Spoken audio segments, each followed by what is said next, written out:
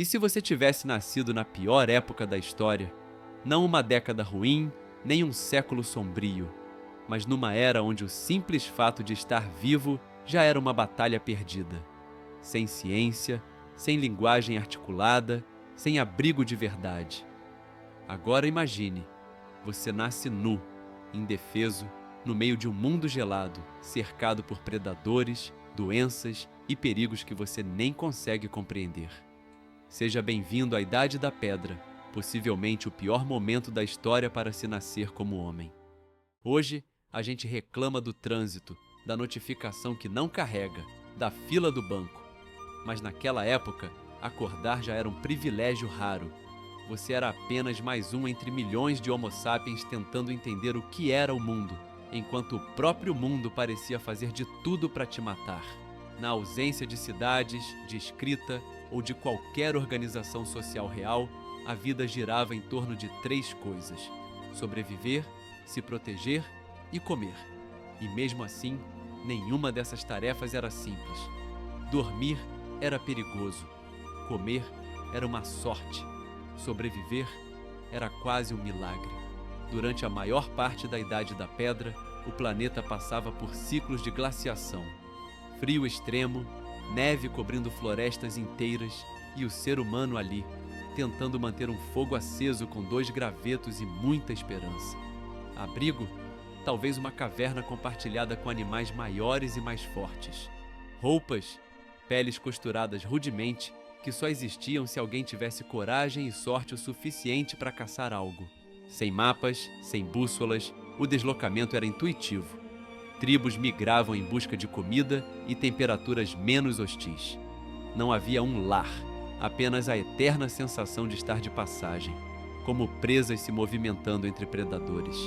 Você não comia por vontade, comia quando dava. As refeições eram esporádicas e o cardápio deixava a desejar. Raízes duras, frutas azedas, insetos e ocasionalmente carne. Isso se a caça fosse bem sucedida. E não era incomum passar dias sem comer nada de verdade. Caçar era arriscado. Imagine enfrentar um mamute ou um bisão com lanças de madeira e pedras afiadas. A linha entre caça e caçador era muito fina.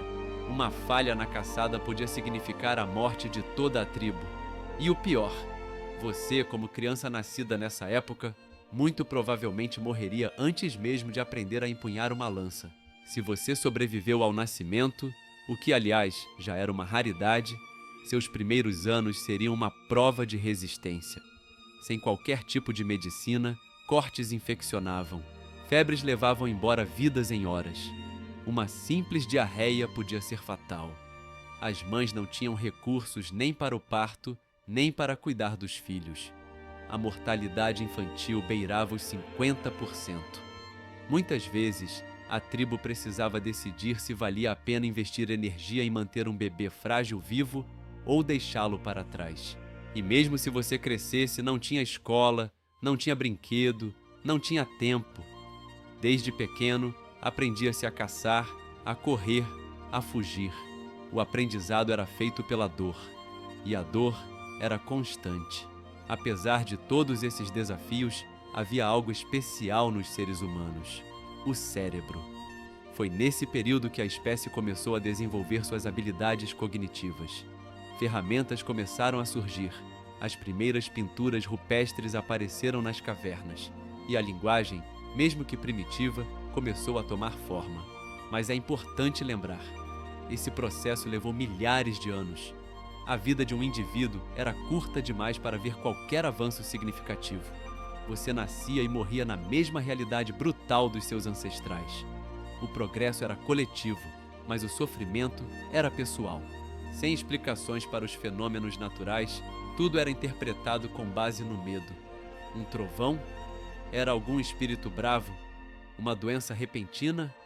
Maldição. Não existia ciência, só suposições, e muitas vezes essas suposições levavam a rituais bizarros ou decisões cruéis, como sacrifícios e abandonos. A relação com a morte era íntima e inevitável. Era comum que pessoas morressem dormindo de frio, caíssem de penhascos durante migrações ou fossem atacadas por animais ao buscar água. O medo constante moldava a cultura, as decisões e a forma de viver, ou de tentar viver. Hoje, uma pessoa com 30 anos ainda está planejando a vida. Na Idade da Pedra, com essa idade você já era um ancião. Muitos morriam antes dos 20. Doenças bucais, má alimentação, infecções, tudo contribuía para uma vida extremamente curta. E pior, ninguém jamais sabia o que causava a morte. A ignorância era tão mortal quanto qualquer ferida aberta. Então, da próxima vez que você pensar que nasceu na época errada, lembra disso. Você poderia ter nascido num tempo onde o maior luxo era um pedaço de osso afiado e o maior sonho era viver até o próximo inverno. A peste negra, quando a morte bateu em todas as portas. Imagine acordar um dia com o som dos sinos da igreja tocando sem parar. As pessoas estão rezando nas ruas, chorando, carregando corpos em carroças. O ar tem cheiro de fumaça, de suor e de algo que você não sabe nomear, mas que lembra morte. Você olha em volta e percebe. Quase todo mundo que você conhece está doente ou morto. Bem-vindo ao século XIV. Você nasceu no auge da peste negra, e só isso já coloca sua vida entre as mais azaradas da história humana. Essa pandemia foi, sem dúvida, uma das maiores tragédias já enfrentadas pela humanidade. Entre os anos de 1347 e 1351, a peste bubônica matou cerca de 25 milhões de pessoas só na Europa, algo entre 1/3 e metade de toda a população do continente. E o mais assustador, ninguém fazia a menor ideia do que estava acontecendo. A medicina medieval era basicamente uma mistura de fé, tentativa e erro, e um monte de suposições bizarras. Acreditava-se que a peste era um castigo divino, ou o resultado de um ar ruim chamado de miasma. Muitos achavam que era culpa dos pecados humanos, dos alinhamentos dos planetas ou até dos judeus, o que gerou massacres brutais por pura ignorância. Remédios, sangrias, amuletos, beber mercúrio, aplicar fezes de pombo nos furúnculos. Tudo errado, tudo inútil. O verdadeiro vetor da doença, pulgas contaminadas em ratos, era completamente desconhecido. Enquanto isso, as pessoas morriam aos montes, sem explicação, sem dignidade, sem chance de defesa. As cidades entraram em colapso. Corpos empilhados nas ruas, falta de coveiros, mercados abandonados, igrejas lotadas de fiéis desesperados. Não havia estrutura para lidar com tanta morte. Em alguns lugares, famílias inteiras eram encontradas mortas dentro de casa, sem que ninguém tivesse coragem de entrar para ajudar. E não pense que o campo era mais seguro. A peste se espalhava rápido por rotas comerciais, caravanas e até pelas roupas dos viajantes. Não havia para onde fugir. Algumas cidades tentaram se isolar, mas bastava um rato escondido em uma carroça para tudo recomeçar. Se na Idade da Pedra a infância era perigosa, aqui ela era assustadora.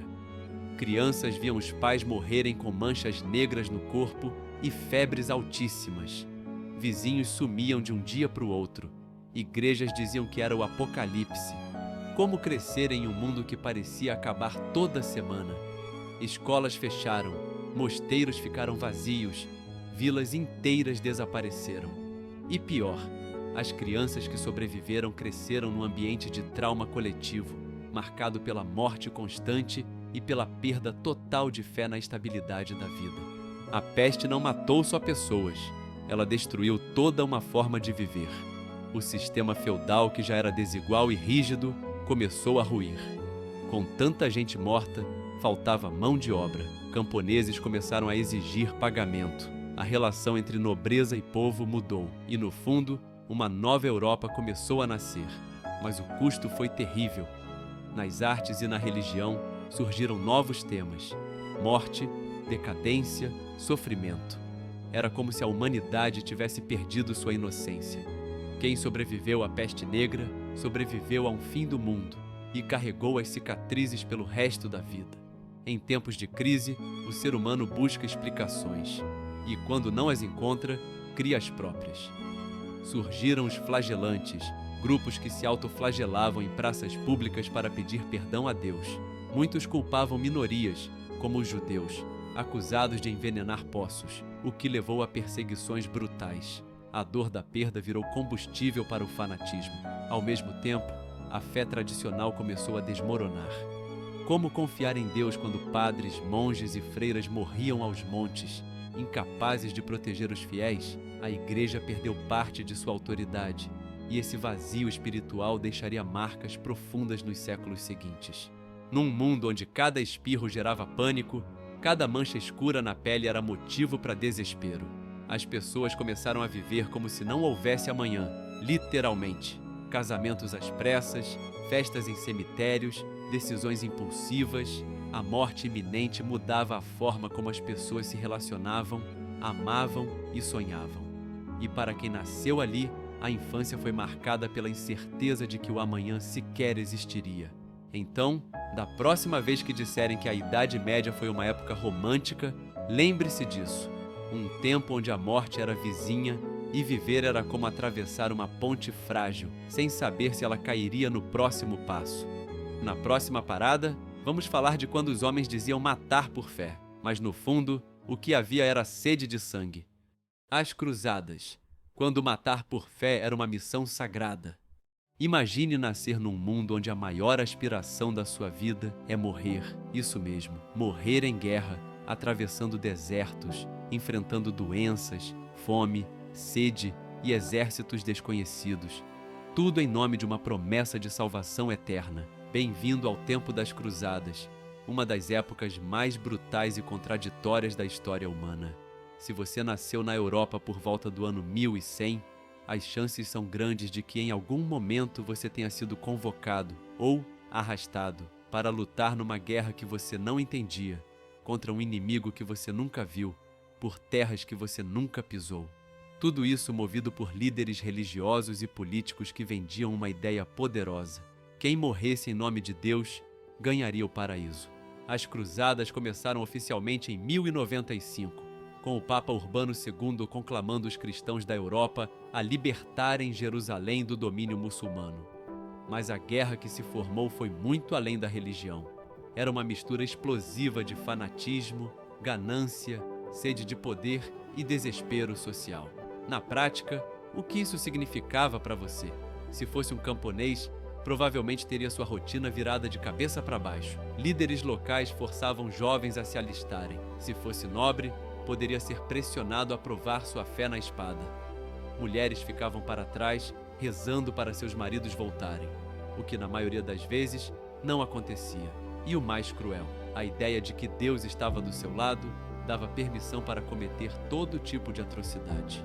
As cruzadas não foram apenas batalhas em campos distantes. Elas foram longas peregrinações militares, com milhares de pessoas marchando por semanas, meses e até anos. As condições eram inumanas.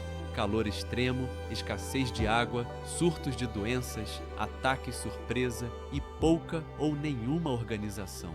Se você era uma criança, era pior ainda. A famosa Cruzada das Crianças, em 1212, é um dos episódios mais trágicos. Milhares de jovens foram convencidos a cruzar a Europa e o Mediterrâneo para recuperar a Terra Santa. Muitos morreram no caminho, outros foram vendidos como escravos. Um movimento que nasceu de fé e terminou em tragédia. As batalhas eram sangrentas e a ideia de piedade simplesmente não existia. Em Jerusalém, por exemplo, durante a Primeira Cruzada, os soldados cristãos massacraram a população inteira, homens, mulheres e crianças, independente de serem muçulmanos ou judeus. Crônicas da época contam que o sangue chegava aos joelhos dos cavaleiros e os muçulmanos revidavam com a mesma brutalidade. Era olho por olho, dente por dente. As guerras não eram só militares, eram culturais, religiosas e existenciais. Você não matava um homem, matava um inimigo de Deus. Nas aldeias pelo caminho, os civis sofriam ainda mais. Muitas vezes, os exércitos saqueavam suas próprias cidades aliadas por falta de recursos. Era comum que um vilarejo pobre visse mais destruição pelas mãos dos cruzados do que de qualquer inimigo muçulmano.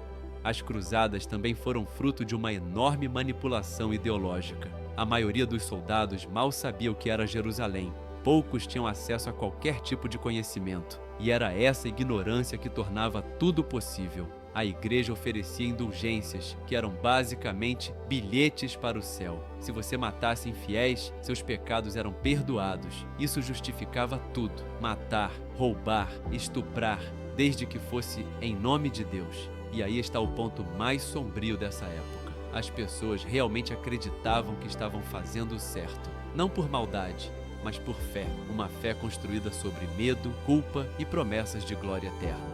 As cruzadas duraram quase 200 anos, com idas e vindas, trégua e violência. Elas não apenas mataram milhões, mas também plantaram as sementes de ódios que existem até hoje entre o Oriente e o Ocidente. O impacto religioso, político e cultural foi devastador. A troca de conhecimento, a reabertura de rotas comerciais, o contato com a ciência islâmica, tudo isso foi consequência indireta, mas o preço pago foi absurdamente alto. Para quem nasceu ali, a vida era uma moeda sendo jogada num tabuleiro onde os peões eram sempre sacrificados primeiro. Imagine viver num tempo onde questionar era pecado, onde a autoridade máxima dizia o que era verdade, onde não existia espaço para dúvida, apenas fé cega. E se você nascesse com outra religião ou com outra visão, era queimado, exilado ou convertido à força. Mesmo quem não foi para a guerra viveu sob o terror. A Inquisição começava a tomar forma e a cultura de perseguição se espalhava como fumaça em campo seco. Viver durante as cruzadas era existir entre o altar e a espada. Qualquer passo em falso podia te colocar no fogo. Pelo menos hoje você pode acreditar no que quiser, ou não acreditar em nada, sem correr risco de morte por isso. No próximo capítulo, vamos entrar em uma das maiores tragédias modernas, as guerras mundiais, quando a tecnologia encontrou o terror e o ser humano atingiu o auge da destruição. Guerras mundiais, quando o mundo inteiro virou campo de batalha.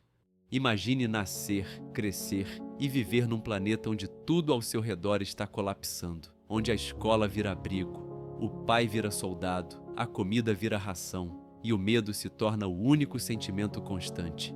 Nascer durante as guerras mundiais é talvez uma das experiências humanas mais traumáticas já registradas, porque dessa vez a destruição era global. Não importava onde você estivesse, Europa, Ásia, América, África, o eco das bombas, do racionamento, da propaganda e da dor alcançava todo mundo. A Primeira Guerra começou em 1914, a Segunda em 1939, e entre elas, um breve intervalo de aparente calmaria, como o silêncio tenso antes de uma tempestade ainda pior. Se você nasceu na década de 1910, ainda bebê, pode ter perdido o pai antes mesmo de dar seus primeiros passos. A Primeira Guerra Mundial foi um banho de sangue com trincheiras, gás mostarda, ratos, doenças e milhões de mortos por uma guerra que nem os soldados sabiam explicar. Você cresceu com medo, sua mãe chorava em silêncio. Sua infância se resumiu a filas por pão e luto. E se nasceu nos anos 30, ainda teve um pouco de tempo para brincar na rua. Mas essa trégua durou pouco. Quando menos se esperava, Hitler subia ao poder. E a Segunda Guerra Mundial transformava o planeta em cinzas. Ser criança num período de guerra não era só perder brinquedos. Era perder a infância inteira. Em Londres, as sirenes tocavam toda noite. As crianças dormiam em estações de metrô. Em Varsóvia, brincavam entre ruínas. Em Hiroshima, não havia tempo nem para correr. Em Berlim, aprendiam a usar máscaras de gás antes de saber ler. Eram meninos e meninas que viram seus pais serem levados, que ajudavam a enterrar vizinhos, que se tornaram adultos antes mesmo de chegar aos 10 anos. Algumas foram evacuadas para o interior, outras para campos de concentração.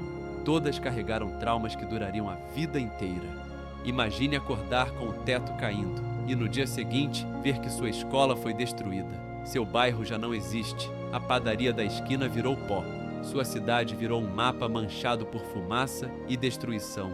Era isso que acontecia toda semana em lugares como Stalingrado, Dresden, Londres, Hiroshima, Nanquim.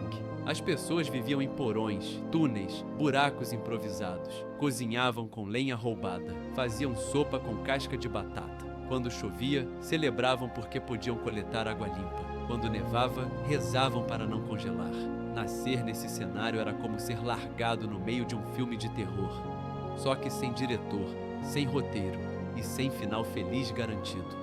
A fome era um inimigo constante. Em Leningrado, as pessoas comiam cola de parede e carne de animais domésticos para não morrer. Em campos de concentração, milhares morriam com o estômago vazio e os olhos fundos. Em cidade sitiada, a comida virava moeda e cada migalha era uma vitória. A guerra não matava só com bombas, matava lentamente, com a escassez, o frio, o medo. Havia silêncio nas casas, porque ninguém sabia o que podia ou não dizer. A qualquer momento, um vizinho podia denunciar outro. A propaganda era massiva. As crianças aprendiam hinos e slogans antes de aprenderem matemática. Para quem nasceu judeu, cigano, gay, deficiente, comunista ou apenas inconveniente na Alemanha nazista ou nos territórios ocupados, a guerra era mais que medo. Era condenação automática. Milhões foram enviados para campos de extermínio sem motivo, sem julgamento, sem volta. Homens, mulheres e crianças que viraram apenas números, estatísticas e cinzas. E do outro lado do mundo, em países como o Japão e a China, massacres como o de Nanquim chocavam pela brutalidade. E o auge da crueldade foi atingido em Hiroshima e Nagasaki, quando 2 bombas atômicas colocaram o ponto final mais destrutivo da história moderna. Quem sobreviveu não esqueceu jamais. O amor também sofreu. Muitos casamentos foram feitos às pressas, só para garantir que algo ficasse de pé em meio à desordem. Casais se formavam nos trens de evacuação. Outros se despediam com a incerteza de que iriam se reencontrar. Cartas eram lidas como relíquias, fotos, beijadas como talismãs. Filhos foram concebidos sem que os pais estivessem presentes. Muitos cresceram sem saber o nome de quem os gerou. A guerra roubou beijos, roubou abraços, roubou famílias inteiras. E quem nasceu nesse meio foi criado por avós, por estranhos ou pelo destino. Durante as guerras, o tempo parecia estagnar.